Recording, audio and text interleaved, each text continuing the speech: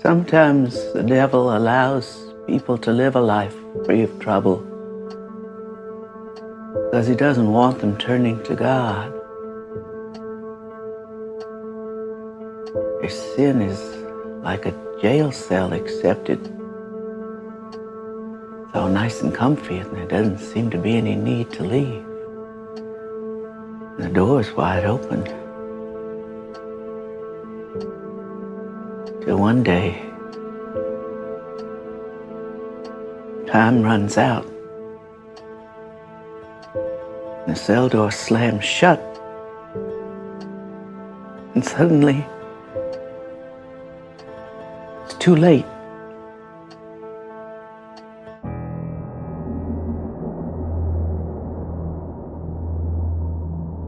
What does salvation mean to Gnostics? In many ways, the Gnostic concept of salvation is close to the concept of liberation found in the Hindu and Buddhist traditions. Gnostics look to salvation not from sin, original or other, but from the ignorance of which sin is the consequence. Those who know the divine through gnosis shed all sin, while those without gnosis cannot help but persist in transgressions. Ignorance, which means ignorance of spiritual realities, is dispelled by gnosis. The decisive revelation of gnosis was brought by the messengers of light, especially by Jesus, who is recognized as the messenger of this age. There's no pleasing some people. That's just what Jesus said, sir! The Gnostic concept of salvation is subtle. Students of spirituality, whose grasp of Gnostic ideas is superficial, often misunderstand salvation by gnosis as a totally unmediated individual experience, a sort of spiritual do-it-yourself project. This projection onto the Gnostic tradition is largely a product of our secular, religiously alienated age and society. Were salvation possible without any outside aid, the vast majority of the human race would have been liberated long ago. Neither is salvific gnosis the result of mere reading, intellectual speculation, and discourse. To be liberated from the predicament of spiritual ignorance, we require help alongside our own efforts. What is he doing? He's beginning to believe. That was a quote from Stephen Heller from his book, Gnosticism. And thanks for providing, Matthew G. That's why you are here, and that's why you need help. I need help. And help you will get with the insights from the remarkable but transgressive astral guests at Aeon by Gnostic Radio, broadcast at the virtual Alexandria, that state of mind where East meets West. Ignorance isn't bliss, but torture these days, the mother of all sins, as the Gospel of Philip states. Ignorance is our shackles and our doom and our mental sodomizing in these Gnostic times and a Philip K. Dick world. Our impulses are being redirected. We are living in an artificially induced state of consciousness that resembles sleep. Or as the band The sang in The Beaten Generation, when you cast your eyes upon the skylines of this once proud nation, can you sense the fear and the hatred growing in the hearts of its population?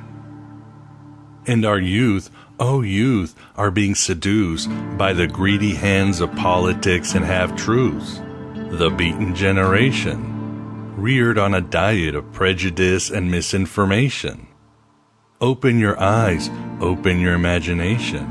We're being sedated by the gasoline fumes and hypnotized by the satellites into believing what is good and what is right. You may be worshiping the temples of Mammon or lost in the prisons of religion. But can you still walk back to happiness when you've nowhere left to run? If they send in the special police to deliver us from evil and keep us from peace, then won't the words sit ill upon their tongues when they tell us justice is being done, that freedom lives in the barrel of a warm gun? Every passing day, we are taking one step closer to a dictatorship. And we don't even know who the real dictators are. And this tune came out in 1989, and it's been downhill since. But no matter, we're solving all of this and running to our true home and authentic self here at Aeon by Gnostic Radio. We're helping each other and gaining help from higher dimensions for that Gnostic salvation. Thanks for being here, and know you are beautiful and the final authority on everything. Thanks for keeping me, Abraxas, company in his meat machine incarnation of Miguel Connor here in the desert of the real. Yes, he who made kittens put snakes in the grass, but we're going to bungle in the jungle, and that's all right by me. God isn't for you, Lenny. God is for men who have no use for freedom. To defeat ignorance and wake up to our true destiny, on this July, the year of our demiurge 2018, we will be discussing Gnosticism, God, and the meaning of life. From human free will to the nature of divinity in all its prisms, to everything in between, including the failure of scientism. We are honored not with one astral guest, but two. The first is recovering Mormon and Gnostic exemplar Scott Smith, author of the excellent book, God Reconsidered. We are also joined by Christian Smith, who was an editing force in God Reconsidered and is a rising philosopher.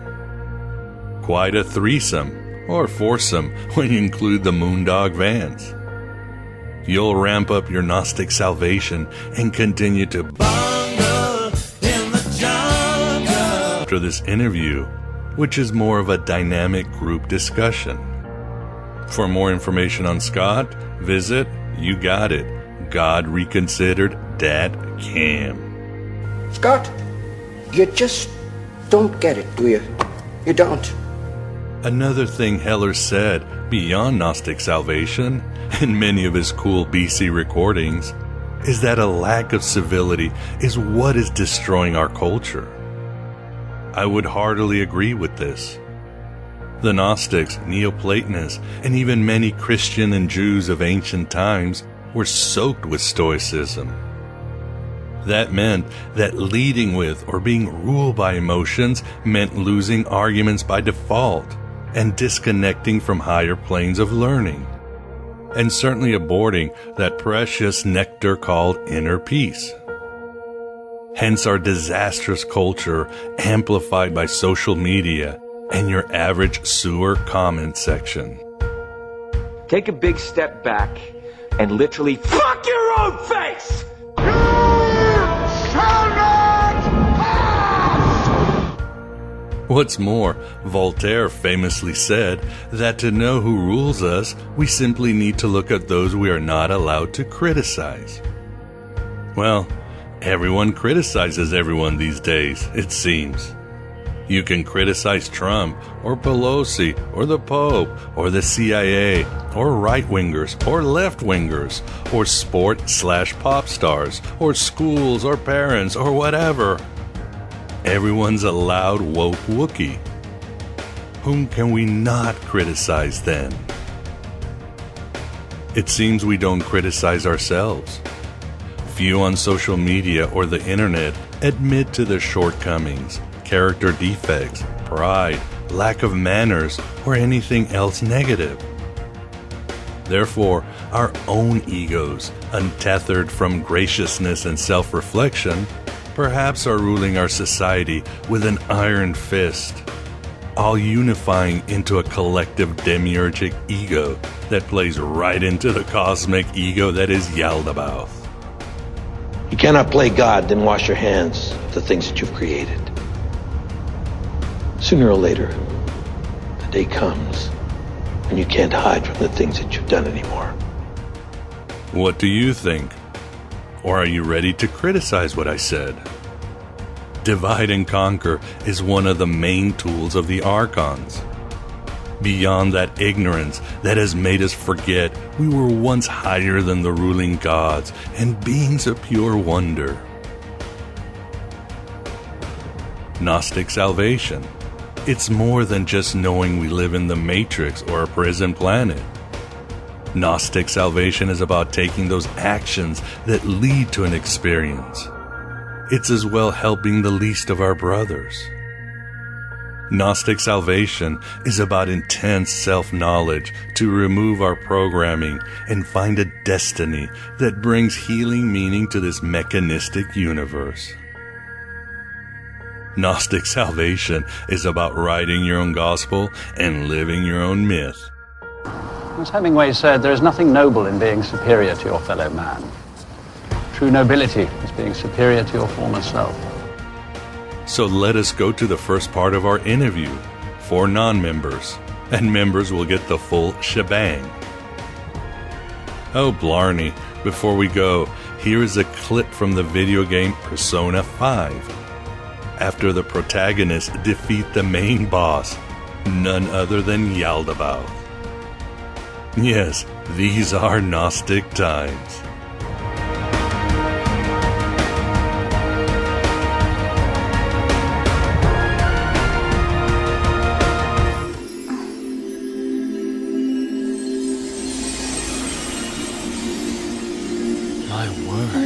Everything. The whole world is a product of cognition. It can be freely remade. The same goes for you and everyone else. Soon a new world will come. One where mankind isn't held captive.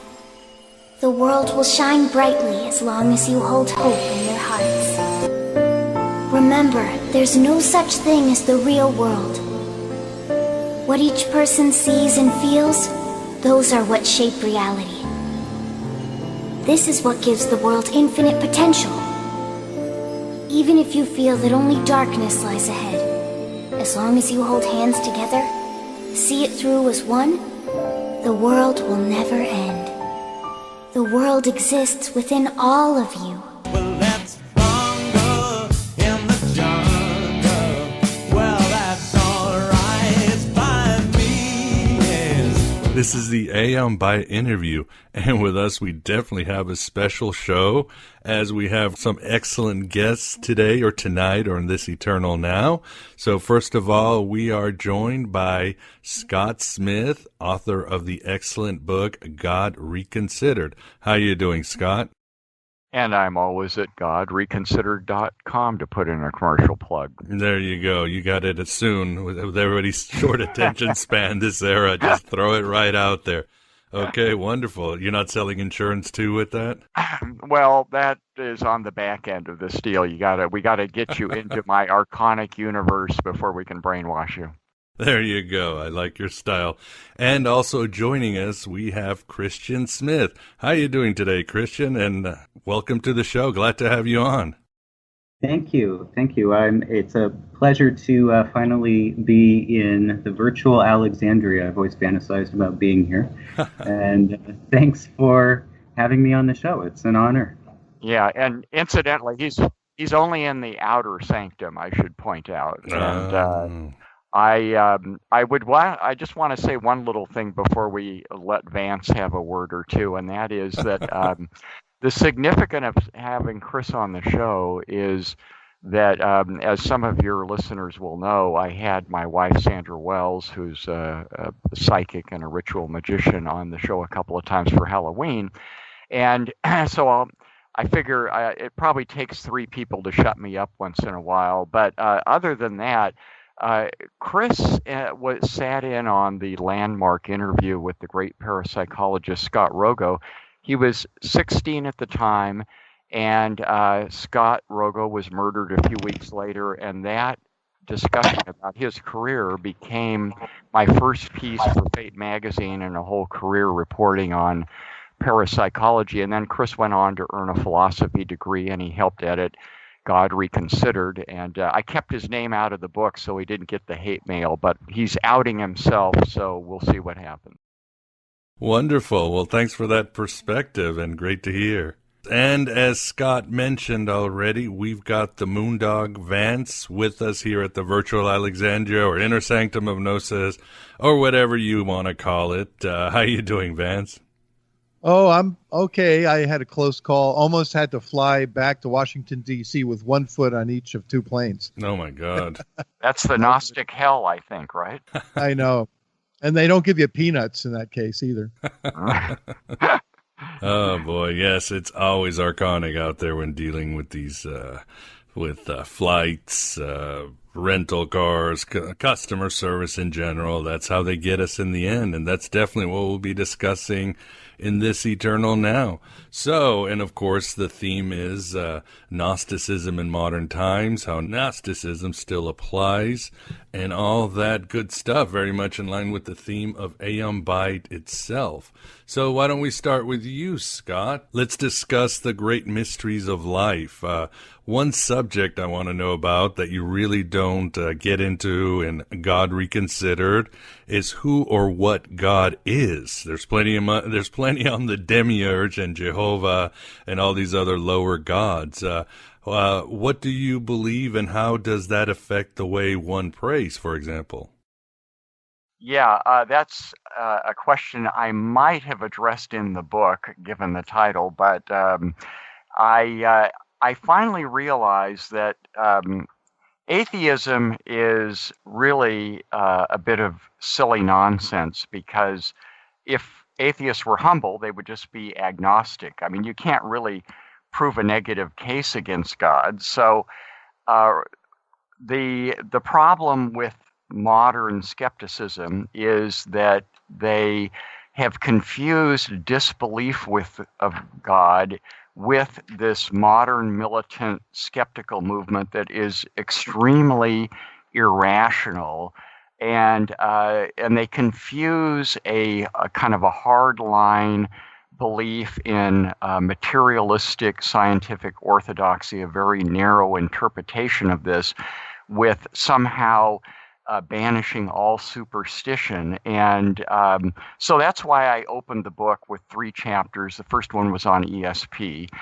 And every time I post that on the atheist websites, they go absolutely nuts on Facebook and so forth, because what they'll say, what I try to explain to them is I'm using these as examples of where you're confusing God and the supernatural and all these other adjacent things with just an open-mindedness about what might be out there. And it's very peculiar, because these guys are militantly against the idea of any other dimension where God or any other being might exist, but they're perfectly happy to fully embrace a wild speculation based on no evidence, like the 11-string multiverse.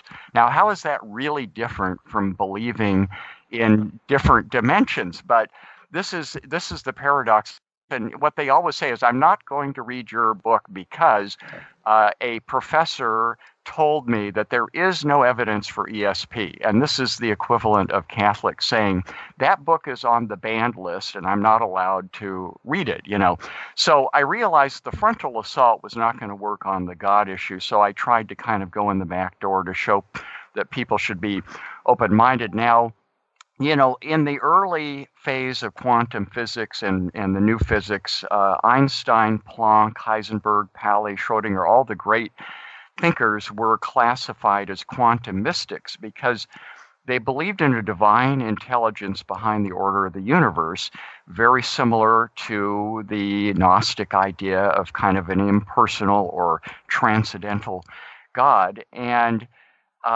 the Anthony Flew, who is kind of the godfather of modern atheism before this militant group really started, he doesn't believe in an afterlife, but he's come around to believing in that same kind of grand intelligence behind the order of the universe. The difference between what deists assert about God, which is he's this good being, but he wound up the clock of the universe and then left, is that the Gnostics understand that you can't be a personal God responsible for creation and not have some responsibility for the suffering in the world. We don't fully understand the transcendental or the high God, but we understand that he was not the creator. And this, of course, is the radical notion that God is persecuted to death. It's the thing you can't really say because every other religion basically assumes that the created world is the same as God. So what I say about this is that God, our God, is not all powerful in this dimension. That's the great lie, that the high God is all powerful and can intervene in this dimension very easily. So I don't think it matters about the details of this because none of the mystics, you can't get a clear understanding of the great God from mysticism because all the traditions are caught up in ecstasy and don't really give you any theological detail. But it seems to me that, like the Gnostics, you can pray as I do at an altar every day, and how those prayers are fulfilled, whether it's actually the transcendental God or Jesus or your guardian angel, your ancestors, your deceased mentors or whatever, doesn't really matter.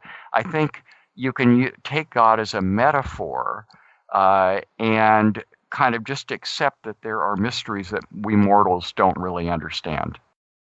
Well said, Scott, and I would certainly say you are preaching to the choir, and I think it was Jeff Kripal in our interview a few months ago saying that what we have today aren't skeptics, but professional debunkers. I think all of us in this interview are probably skeptics. The Gnostics definitely had skeptic sensibilities. Nothing wrong with being skeptic. That's how we search for things and test them. But for default, going to debunk things just to get some traffic and funding and all that, well, that's the world we live in today with much of new atheism. So, but turning to you, Christian, tell us about your views on God and what Scott just said. Well, my views on God are evolving, of course, and I just want to pause for a minute and say thank you, Miguel, since this is my first time, doing anything like this. Thanks for the easy pitch, asking an easy question here about, what the nature of God is. Yeah, let's start off with that. Well, if on the other life, that might be your first question, what do you think I am? The Gnostic version of the gate, right? Like, you better know what God is, otherwise you're not getting to the Gnostic heaven. All right. So I completely agree, of course, with God Scott. He thinks he's God. Don't worry about that. We all worship our fathers to some extent. That if there is a high God, of course, he's not all-powerful and all-knowing. I think all Gnostics agree on, or 90-something% of Gnostics would agree on this point. The notion, however, of a grand intelligence at the beginning of time, which is what I think Scott was kind of alluding to when he said, behind the order of the universe, is where we have slightly different perspectives. So, of course, I think that there is an intelligence behind the universe, but I take an evolutionary view of things. I don't think it makes a lot of sense to speak about God having either all knowledge, or even just maximal knowledge, or being supremely knowing, without ever having learned anything or experienced anything. The beginning of time, having all of these grandiose powers and so forth. I think that it makes a lot more sense to think about God in terms of an evolutionary deity that starts off simply, perhaps with just a simple first thought, which I would imagine to be something like just I am. something that just expresses simple existence, and yet at the same time it expresses the pure potentiality that God is. So I think that God evolved from a simple consciousness into something far more grandiose. Here we are, billions of years later, possibly billions of universes later, we don't know.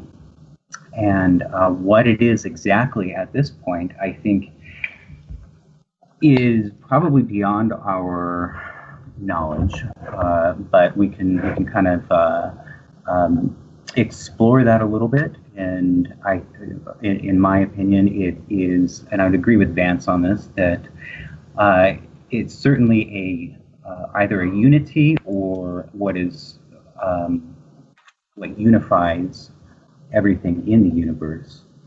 And as such, it could be likened unto a collective mind through which we can communicate either directly to it, or we can, the question is really about prayer, right? How does this knowledge influence how we pray? Well, if we can tune into God through this collective, through getting in touch with our unconscious, getting in touch with the collective unconscious, which then tunes us into the superconsciousness. I think that prayer can either have positive benefits by tapping into that consciousness to bring about certain changes in the world, such as opening up the connection or helping another entity or person that you're praying for open up to the influence of this mind. But the primary purpose of prayer, and I would say also for meditation, is simply to tune into that intelligence that God is. So that is my answer in a nutshell. Well said. Yeah, that's it reminds me a bit of Timothy Freak's new book, Soul Story, which talks about, yes, how consciousness is emerging and therefore God is emerging from consciousness. Everything is evolving. But what would you say are your views on, let's say, ontological evil or suffering? I think Scott certainly makes no secret that he believes that evil is independent and there are evil forces out there. What are your views, Christian? Oh, well, I absolutely agree with Scott on this point. But I think that evil is a consequence of the freedom that beings have to either be in tune with God or be in tune with their own selfish egos. And so it's not that I think that there is an evil God counterpart, but I think that God is not a controller. He simply allows us all to choose our own path, and we can either tune into that higher consciousness, or we can tune into our lower consciousness. And when we tune into that lower egoic consciousness, we make decisions that could be either selfish or evil. And this isn't just for us as humans. I mean, I think that this extends to the spiritual realm. It could be any being, any kind of spirit. We are all free. What about you, Vance? Do you have a question or comment on this? Oh, yeah. One comment I was going to say when Scott was speaking about the atheists. What do you guys think about the idea that the atheists are into looking at the micro aspects of the universe, the little laws and the particles and this and that? Yes, and that's absolutely right. They're looking at everything at the microscope and not the bigger picture. Right.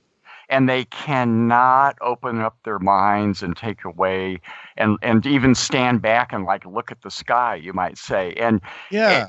and it's why is this productive for them? Because I think all of them were traumatized as kids. They grew up with the nun wrapping their fingers or something.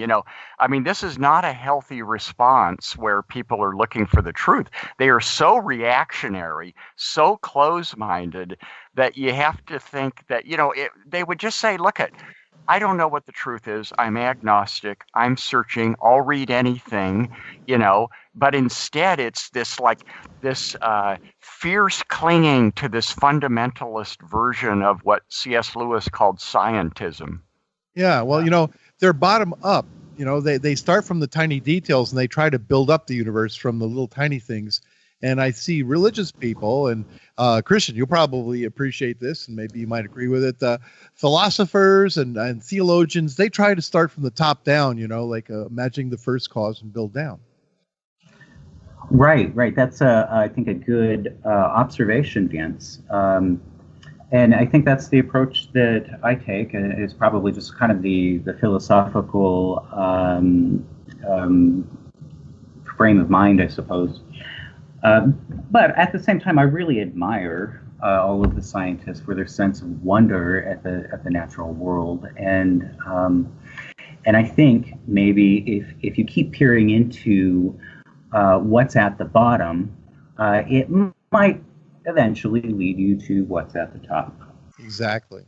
But we got to work together. I don't think that the theologians and the scientists should be at odds. I think that our theology should try to make sense out of science, and that's partly why I talk about an evolutionary view of things. I think that fits. Well, first of all, with logic. That's my primary concern.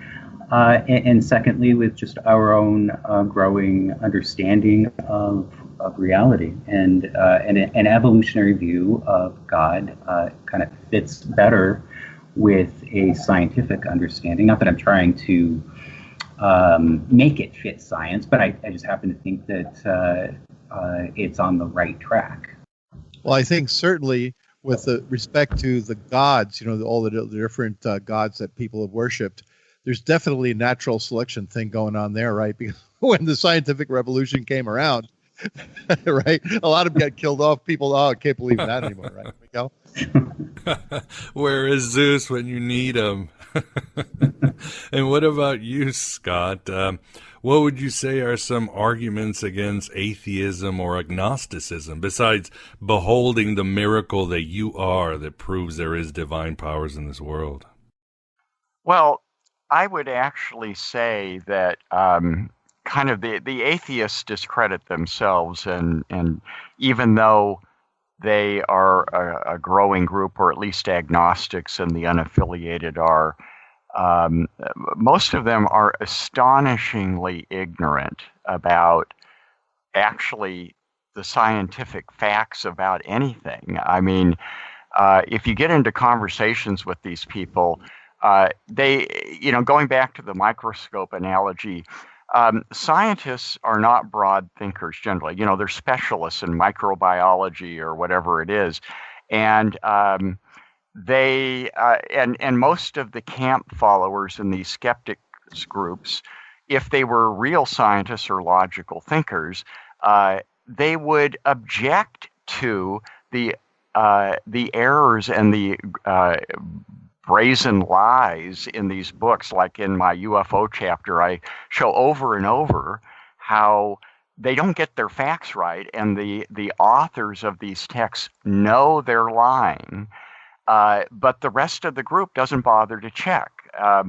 So the atheists really, we can actually sympathize with their disillusionment with the notion of religion, because we realize that all these other religions are saying God is benevolent, he's all-knowing, he could foresee the tragedy of life, but he blames it on us with our free will, which he magically gave to us with a magic wand. He's not responsible for the fact that genetics and social environment might screw us up along the way. He's not responsible for all the natural disasters and plagues. That's just nature. That's nothing to do with him. if you're an intelligent, scientifically oriented person, this sounds like the worst kind of superstition in the jungles of India or Africa 500 years ago or something. And then you throw in the story about how, we have to have Christ crucified because Eve talked Adam into eating an apple from the snake, and original sin, and all these other things. And the only reason this stuff doesn't seem strange to Christians or whatever religion you're born in is it's the same reason people in India grow up with tales about Krishna. And the poor atheists are saying, why would anybody believe these absolutely crazy religions? So I think we have the kind of that awareness that most religion is just errant superstition.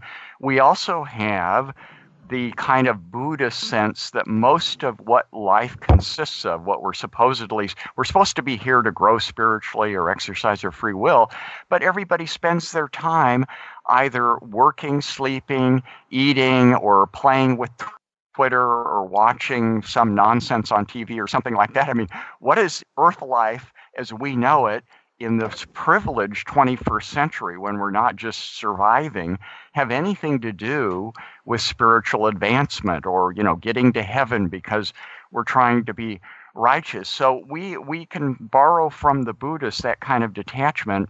And at the same time, we have the Hindu perspective, both that there's a transcendental God and there are lower godlings or manifestations that we can have some kind of relationship, both good and evil, kind of what I call the shamanistic version of Gnosticism. So you can understand why somebody, you read Christopher Hitchens and these other guys, and it's really kind of amusing that we've explored the universe and we haven't found God. It's bizarre that intelligent people talk to them this way. When I was writing my book, I had to wade through all this stuff, and it was like, didn't they have an editor who was a little more objective and would say, you really shouldn't say this in the book because the readers who aren't part of your fan group are going to say, what? You mean you couldn't see God in the telescope, so that's why you're not believing in him, It just really, really bizarre. And when you get into all this stuff, there are actually a lot of really kind of fun books out there on that critique the atheist books. They're basically the only value in reading their literature really is to kind of remind you that about the flaws in religion, such as I think Sam Harris talked about how, if there was an intelligent God, would he not know how to design an eye that wasn't backwards for proper functioning, which is one reason we have so many visual problems, So I think that this kind of brings us back to what Chris was talking about, the evolution and so forth. And that is, my view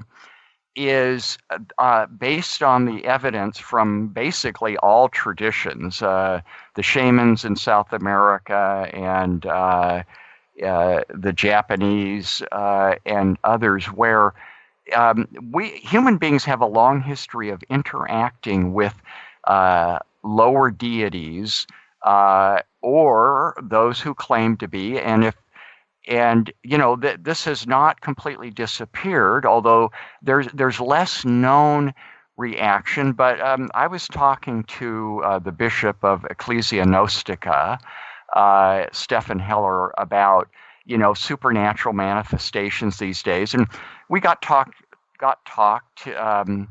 We were talking about some of the things he's experienced, and I have a whole series of blogs kind of updating my book at Reconsidered.com at the very top in the Facebook forum. And one of them, blog 5, which is on what's wrong with traditional Christianity.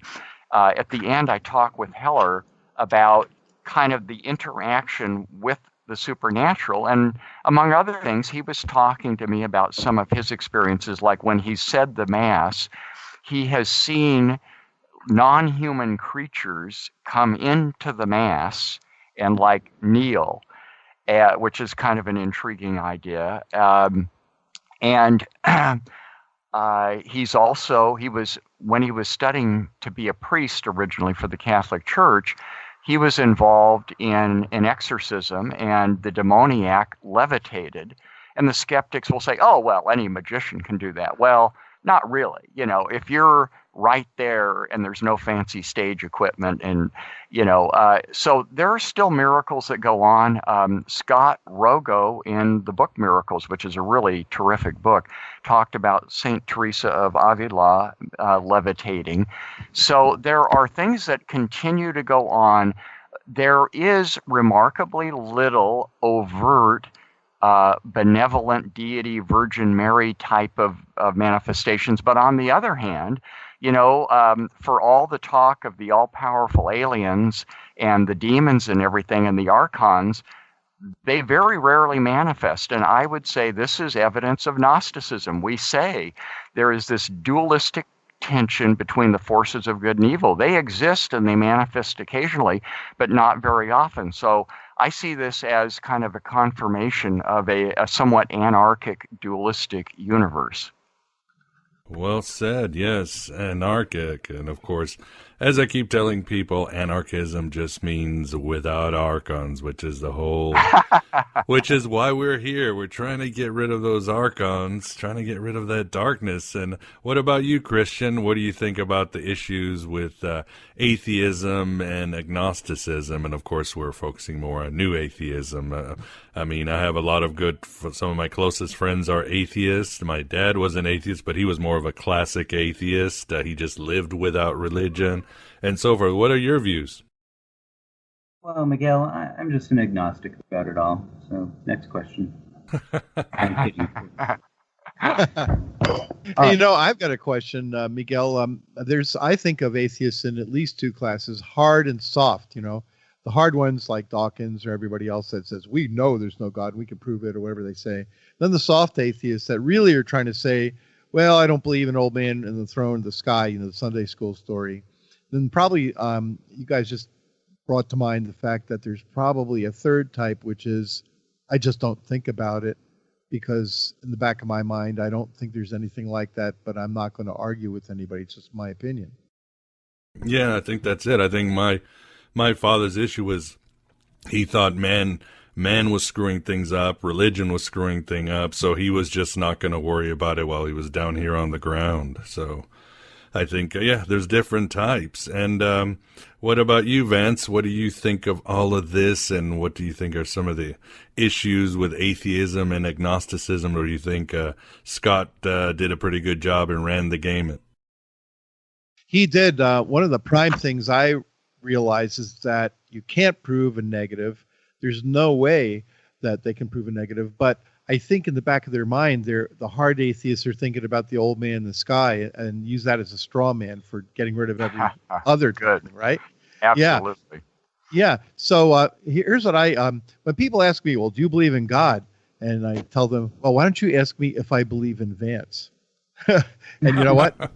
Really, ultimately, as far as a hard thing, I realized that the thing I call Vance, you know, the ego, soul, spirit complex and so forth, the way I think about it, is really a construct. It's a temporary construct. It's really formed of dynamic interplay of ideas and my history and recorded memories and so forth. I'm not saying that's all I am, but the fact is that I believe that the essence of me, as a mystic, of course, is that I am actually existence playing itself out with a body and a set of ideas and so forth, kind of like a game, you know. You set up you pick your little piece, whether it's a little on the Monopoly, whether it's the horn or the car, you know, which Monopoly pieces, you play the game according to the rules. So really, ultimately, the way I see the universe is it's a huge, unimaginable confluence of dynamic ideas that were set in motion by pure existence, which we can't even imagine. And that's my conception of abraxas. And from that, everything flows. And each one of us is actually the the existence instantiated in a particular game. And it's all the same existence, but the magic and the paradox is it's separate. So that's the way I look at it. And so if you look at that, all sorts of things are possible, including different levels of existence. For example, I think some UFOs are plasma beings, kind of like Philip K. Dick did. He talked about the plasmate. Right. I think they come down and they fly around and maybe send pink beams down to us and so forth. But I think that they're actually the original matter of the universe was all plasma, if you can believe scientists, because it was so energetic, nothing but plasma could exist. And then, like Christian was saying, it evolved, or you could say devolved, into colder and colder things and the other forms of matter. And before you know it, but I think if intelligence is embedded in the universe, which within existence, which clearly it is since we exist, that means that intelligence could live and exist at any level of the universe, including the plasma.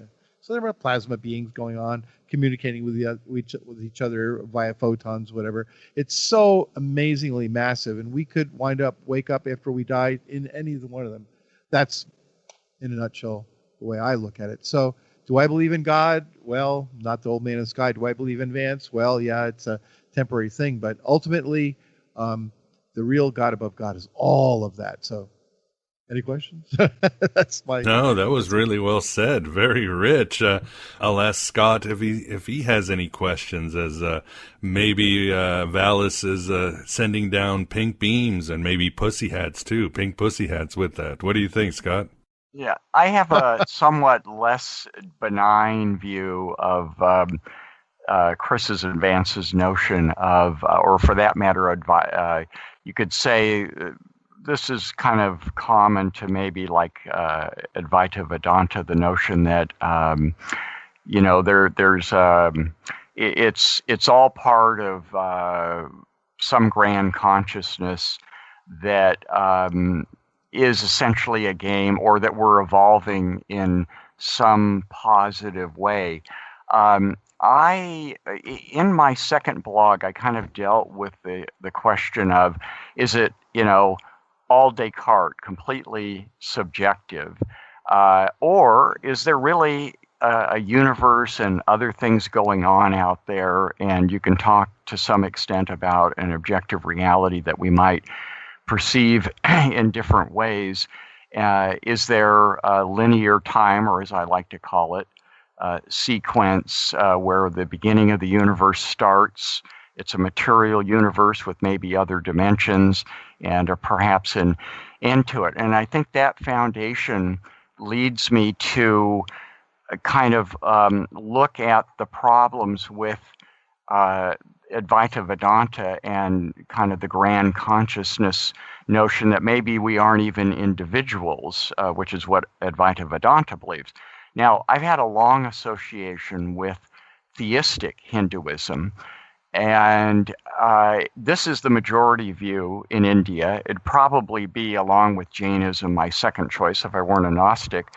And in the book, I have a whole thing about Advaita Vedanta, so I won't get into it except to say that the shamanistic idea fits well with the notion of the demiurge and the idea that it's not just our game. It's conceivable that everybody brought this on themselves. The Black Death, the Holocaust, the 50% infant mortality rate, the completely screwed up genetics. The Dr. Bruce Lipton, a physicist, has written books, The Biology of Belief and Others, where he documents how the subconscious is 1,000,000 times more powerful than the conscious mind. So even what we think of as is us, the ego, the conscious, is just the tip of the iceberg.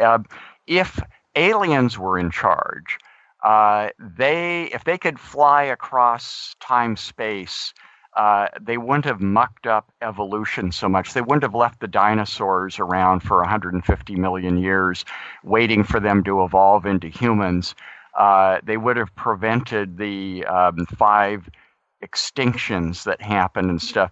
I mean, the problem in the 21st century with us white guys living in America and most of the educated people on the planet is most people have very little understanding of what it was like before the 20th century. This has been one of my areas of study, partly because I have a background in alternative medicine, and I'm pretty familiar with the history of epidemics, which I talk about in God Reconsidered. And if this is our video game, it's a really terrible one. I don't think it would be a bestseller because 99% of the 108 billion who have lived have really awful fantasies as part of their game. Now, if you take my point of view, the dualistic, traditional, ancient Gnostic point of view, I think that Richard Smoley lays out a very convincing case in How God Became God, that the Israeli or the Israel's tribal deity, how Jehovah evolved into this universal God, Jehovah or Allah or whatever we want to call him, and that this is a little deity that loves to be worshipped like many of these entities do, the Virgin Mary, the angel Gabriel that appeared to Muhammad, the angel Moroni that appeared to Joseph Smith, and all these other Krishna and all these other entities. And people will say, well, look at your demiurge. This is just you're trying to find a little somebody to blame other than God. But as evidence that this could be the real thing, I would say this. First of all, since I wrote my 8th blog about Jung, this great new pioneering scholarship book, Jung's Red Book for Our Time, came out, edited by Murray Stein and Thomas Arts. And in it, Stephan Heller shows that Abraxas was Jung's demiurge. And Jung understood that the visions he was receiving, the visitations by Simon Magus, a.k.a. Philemon, or however you pronounce it, that these were independent of him. That was some of the sermons of the dead that are involved in that whole Jungian Red Book thing were said to be composed by Basilides, the great Gnostic sage from Alexandria. And all of this comes down to something that Sophia tells Jung in one of the visions, where she said that the demiurge is the god of the cosmos, extremely powerful and fearful. He is the creative drive, form, and function, just as matter and force. Therefore, he is above all light and dark gods. He tears away souls and casts them into procreation. And Heller comments, Western culture has a militant unwillingness to acknowledge the effective reality of the demiurge. The ancient Gnostics noted how the human spirit is confined on earth by a prison constructed of perplexing opposites. Demiurgic reality has placed us behind these prison bars, which alternatingly assume form in the inexorable struggle of light and dark, good and evil, or wise and unwise components. Denying the reality of this fact merely continues our confinement.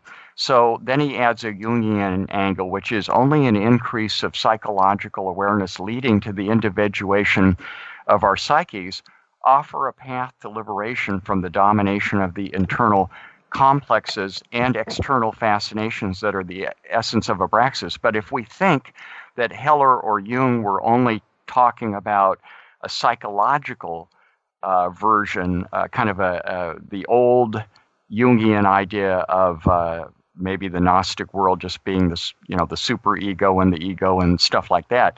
At the end of his life, Jung made clear that he had long known there was an afterlife and that there was a God. And he said this isn't a belief.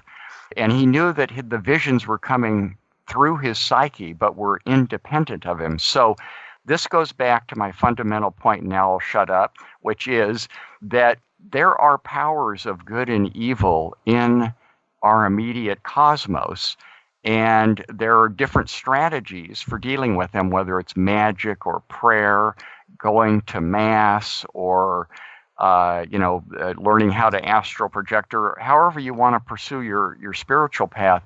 But I don't think that the explanation that we're just all part of this evolving consciousness really accounts for those contending powers. Wow, that was another good metaphysical stake from you, Scott. What do you think, Vance? Do you have anything to say, or shall we continue? Oh, I'd like to address it at least briefly. We could make a whole show just on this subject. But Scott, I think maybe you misread because I didn't mention anything good or evil. Number one, I think all possibilities, and in fact, those beings, I may have only mentioned the plasma beings or whatever that are beneficial because I kind of like to think about those more. But of course, there could be any kind of being with any kind of volition could decide to be a destructive force, and good and evil, of course, is relative to somebody's viewpoint. What's evil for us is things that threaten the things that we consider important.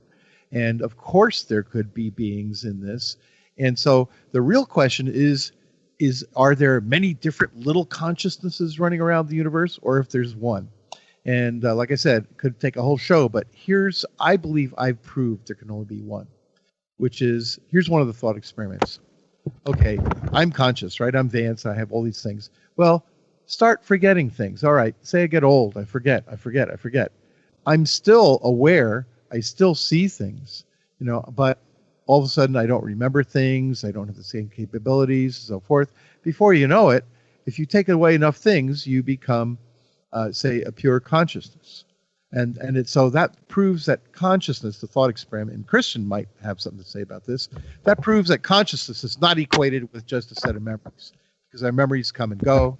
And the other thing is, if there were ever another universe, which was very close to ours, in which each one of us was duplicated exactly, physically, memories, everything else, couldn't there be in an infinite new universe, there could be an infinite number of those. Which one of them are you? That proves that consciousness, again, we would be all of them. And so that's equivalent to quantum decisions and multiverses and the whole thing. So I don't think that really, at the end of the day, pure consciousness can ever be divided. And that's what all the mystics say. And it just looks that way. That's the paradox. So I'm not saying that we are all one totally. We are all separate too, and it's paradoxical, and that's the mystery of Abraxas. Actually, that's not all mystics say that.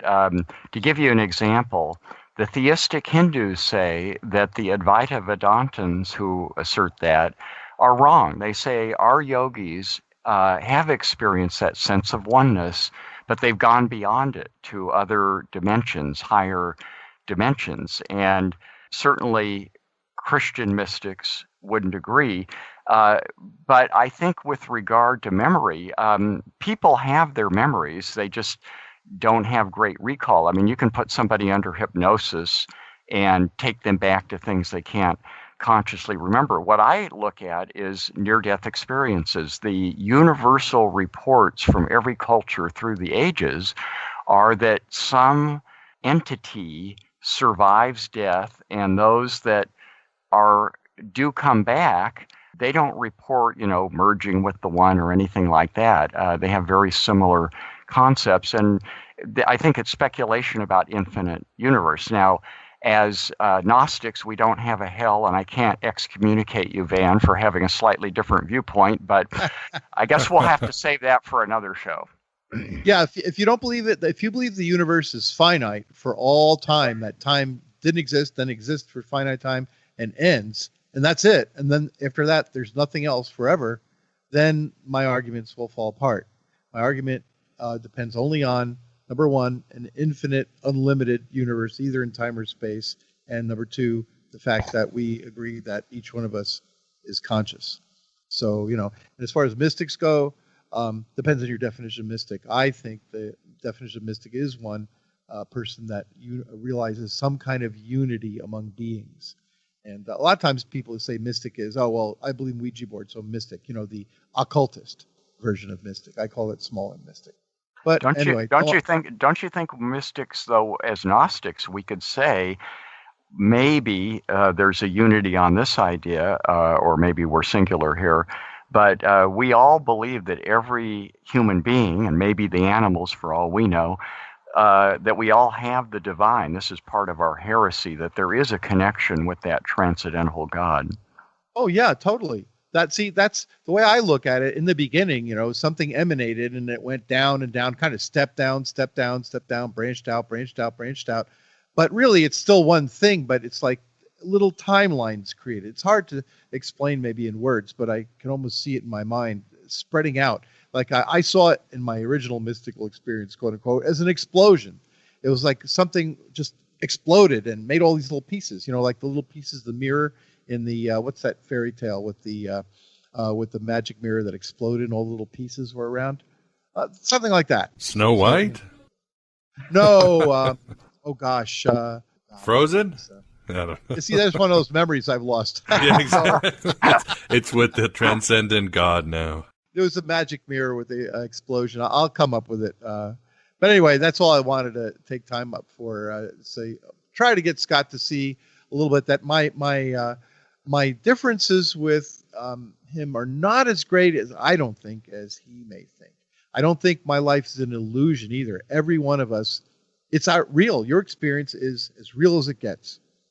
And what's behind it all is real. We don't know the ultimate. Well, let's bring in Christian. This has been a very very juicy conversation so far. What do you have to say about all of this, Christian?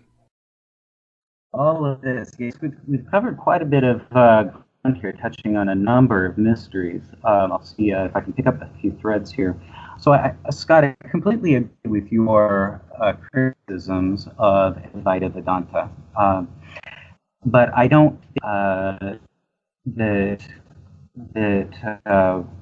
reality is Vance, like all really one thing, or that we are all really separate individuals. I think both statements are true, and there's kind of a tension between the two. The many need the one, and the one need the many. So as individuals, our identity is dependent upon having an environment and having relationships to others, and without those things, if you just take everything away, there's such thing as an individual that just exists in and of itself, and that individual basically just disappears. Likewise, if everything were just really one, well, that would be a meaningless existence. There has to, again, be a relationship between parts in order for there to be any meaning. There can't just be an entity that exists all by itself without any kind of relationship to something outside of itself. So I think that both are just different polarities of reality. And the problem with Advaita Vedanta is that it just tends to, it overemphasizes the one to the point of positing that individuals are just an illusion, which it sounds like we all agree that that's not actually the case. So that's my 2 bits on that.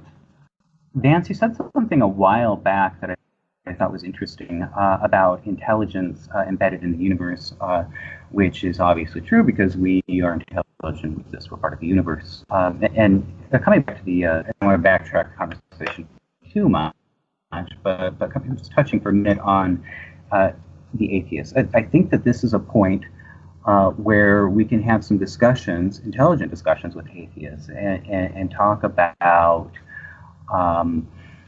what might be a weakness in their worldview.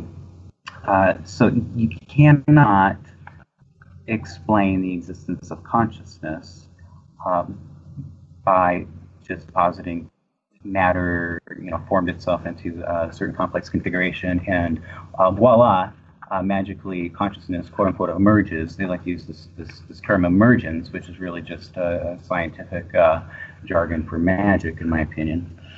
Right. So you can't explain intelligence in the universe unless you posit some form of consciousness at the root of reality. And that is an opening for a discussion about something other than matter, and for there being a mind, an intelligence behind the scenes, so to speak, which we could call God. So I think that's an important issue that we can talk to atheists intelligently about, and in a way that's respectful and intellectually on their level. So those are a couple of the points that I wanted to cover. Yeah, that's great about the interplay between the unity and the individual adventures of lives. I agree with that, and in my mind, it's not inconsistent with what I tried to tell you guys. I thought it's a paradox. It's one and many. It's like, how did it happen? By the way, the Snow Queen I was thinking about, where the mirror shattered in a million pieces. Oh yeah, Hans Christian Andersen, I believe. I like that metaphor, Vince. There's another metaphor of I think it's the god Indra with a net of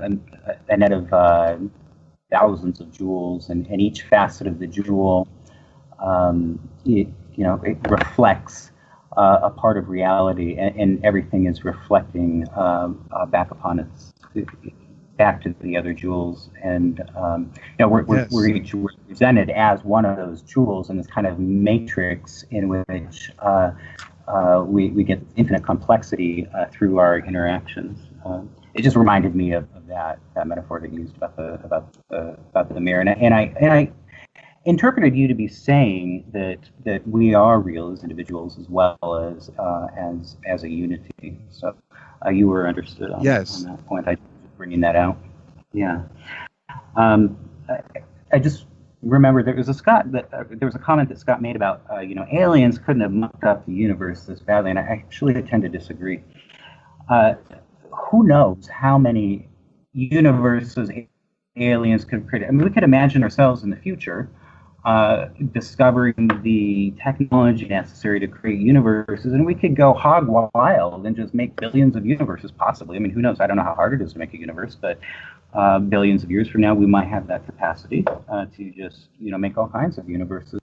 And, maybe this was just a random universe that they made and then forgot about, let it kind of go off on its own. So, if that were the case, well, why wouldn't the universe be mucked up? I mean, why would we expect them to be in here fooling around with it? Well, look at Men in Black, right? Men in Black, Guardians of the Galaxy 2. We got lots of examples in our imagination.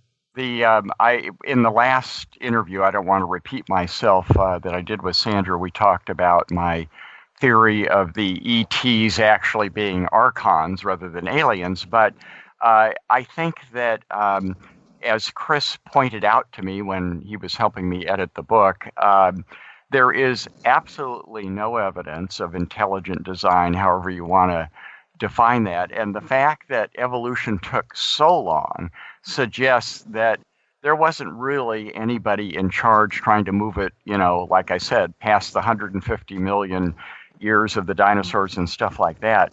So one of the reasons this came up was because, if you read some of the current abduction literature, which I referred to in blog 6, about how the ETs are about to take over the Earth, and a lot of very sensible people who have written about the abduction experience, like David Jacobs, seem to be really frightened of this. But I pointed out that the aliens seem to be like really kind of clueless and incompetent, if that's what they are, because it was like, listen, mortals, we're kidnapping you because we need your help. We're all powerful. We're going to take over the Earth, but we need you to teach us how to pretend to be human so that we can send our humanoids down there and we're going to infiltrate society. And by the time you get through this thing, it's like, wow, this is like, are these Archons pretending to be aliens? Because the Archons really don't understand humans, and they know we relate to aliens, and maybe they figure they can scare us into submission or something like that. But any whatever the aliens might have done with evolution, 2001: A Space Odyssey, now that we're at the anniversary of that, it wasn't hands-on. And, they, like at the recent film where the alien, throws something into the water, and then leaves. They're really the evolution was either, as David Waltham argues in A Lucky Planet, a one-time thing in the universe, which it is quite possible because an infinite number of impossibilities is still, doesn't allow much room, because you have to have a long, long period of time for each of these stages of evolution to, bring us up to the humans. And I would think that if you, we all know Zecharia Sitchin and his ideas that the aliens were here to make us slaves. Well, couldn't they have, made the infant mortality rate less than 50%, or, eliminated the germs, or, done some other things, or maybe revealed electricity 5,000 years ago so we could kind of get the whole, the mining done quicker and, all this kind of stuff. It just seems to me that there's no evidence of either really archonic, satanic, or alien intelligence involved in evolution. It just seems to have been kind of how it started, and it's been kind of rumbling along, and eventually we got here. And when Sandra and I went to South Africa, they have this museum devoted to all our cousins who died out because they didn't know how to adapt to the environment and stuff. And, the human history is this tiny, tiny little sliver at the end of, 4.5 billion years of Earth history. And it's like, wow, all that. And, 99.999% of the population of the planet of all creatures, died off and stuff. It's a really incompetent job if it had any level of intelligence involved in it.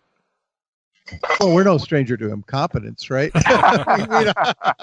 Amen. Hey, you know what dogs say? Dogs say, well, there can't be a God because, all us different kinds of dogs, we have big ones, small ones, and this kind, that kind. Well, we just evolved naturally because there's no evidence that anybody really created dogs. But little do they know, people bred dogs, and they bred them by crossbreeding and cordoning them off and so forth to have different characters, to be bigger, smaller.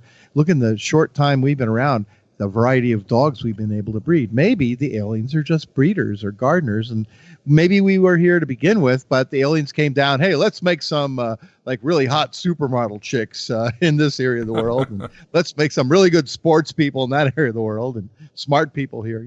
That's possible on a limited basis. Our time is short here. First, I'd like to say thanks for joining us, Christian. This may have been your first podcast, but as they say, you killed it. That's why we need a hereafter show. No, you were a pro. Thanks for joining us. We really enjoyed it. Yeah, well, so did I. Thanks for having me, Miguel and Vance. And Scott, thank you for suggesting that I come on. I really appreciate it. It was wonderful. It was a pleasure.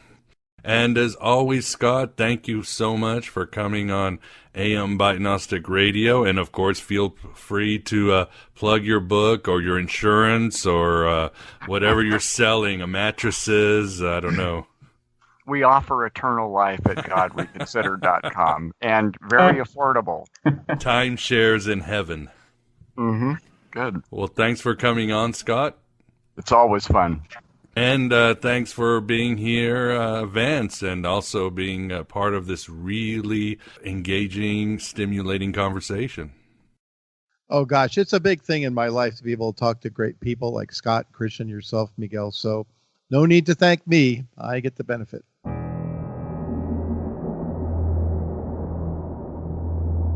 And there you have it, the first part of our interview with Christian Smith and Scott Smith, two forces behind the book, God Reconsidered. In the second part, we deal much more and deeper with aliens and the ancient astronaut theory, and speculate on the origins of life on this planet. Of course, injecting a Gnostic perspective. We go very deep into the meaning of life from various perspectives, And Scott makes the argument on how the Gnostic perspective might be a superior ideology in these times, or at least the more useful ideology. And much, much more as we go back and forth on various topics. Miss it not, and we will continue this discussion at our Inner Sanctum of Gnosis Facebook group for members and patrons. So please, if you can, become a member or patron at Patreon for the second part. Only $5.99 a month to join, complete and not partial shows, access to more than 400 episodes with the best and brightest in Gnosticism, Western esoteric and free thought, your own private RSS feed where you can listen to all complete shows on the podcaster of your choice, invitation to our Inner Sanctum of Gnosis Facebook group. Many past guests hang out there like Robert Price, Tin Freak, Steve D, Robert Sullivan, Edward Pandemonium, and more. And I'm always there to directly and personally answer your questions and issues, and give you news on the show before it happens. Same benefits if you become a patron at Patreon, except you get shows early. If anything, if you can, a few shekels here and there via PayPal or the US mail. We are 100% audience supported. Thanks for keeping this Red Pill Cafeteria open. Thanks for being here. Thanks for being yourself and being civil and finding that Gnostic salvation we talked about in the introduction. We've only just begun. Let's continue that bungle in the jungle. Hello and goodbye as always.